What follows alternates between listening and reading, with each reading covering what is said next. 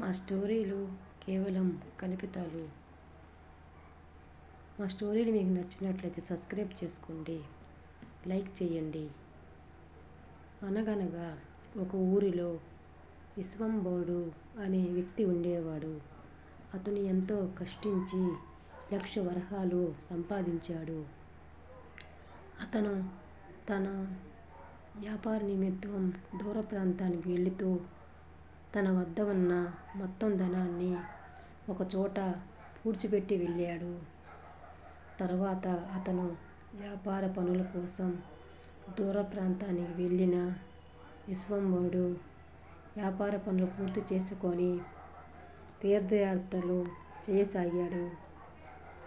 అప్పుడు అతను స్నానం చేసేందుకు ఒక నదిలో దిగాడు. అప్పుడు హఠాత్తుగా గాలి వాన వల్ల వరదలు నీళ్ళల్లో కొట్టుకొని గుర్తు తెలియని ప్రాంతానికి వెళ్ళిపోయాడు. ఎక్కడెక్కడో తిరిగి విశ్వంభరుడు ఎంతో కాలం తర్వాత స్వస్థలానికి తిరిగి వచ్చాడు. అయితే తన ధనం పూడ్చిపెట్టిన ప్రదేశం ఎంతకీ గుర్తు రాలేదు. ఊరు చాలా మారిపోయింది. గుర్తుపట్టడానికి వీలు కావడం లేదు. దాంతో విశ్వంభరుడు ఒక మునీశ్వరుడి వద్దకు వెళ్ళి తన సమస్య అందరినీ వివరించాడు. అయ్యా, తమ తపస్సు శక్తితో నా ధనం ఎక్కడుందో చెప్పండి అని అడిగాడు.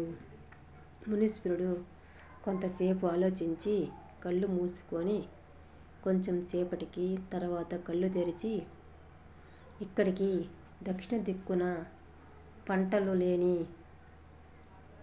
ఏమీ లేని చెమటి నేల ఉన్నది. అందులో నువ్వు పూడ్చిపెట్టిన ధనం ఉంది, వెళ్ళి తీసుకో అని చెప్పాడు. విశ్వంభరుడు ఎంతో సంతోషంతో వెళ్ళి ఆ చెమటి నేల మొత్తం తవ్వసాగాడు. ఎంత తవ్వినా అక్కడ తాను పూడ్చిపెట్టిన ధనం దొరకలేదు. మళ్ళీ అతను మునీశ్వరుడి వద్దకు వచ్చి ధనం దొరకలేదని చెప్పగా, నువ్వు పడి తవ్విన నేలల్లో పంటలు వేసి పండించమన్నాడు మునీశ్వరుడు. విశ్వంభరుడు అక్కడంతా పంటలు పండించడం ప్రారంభించాడు.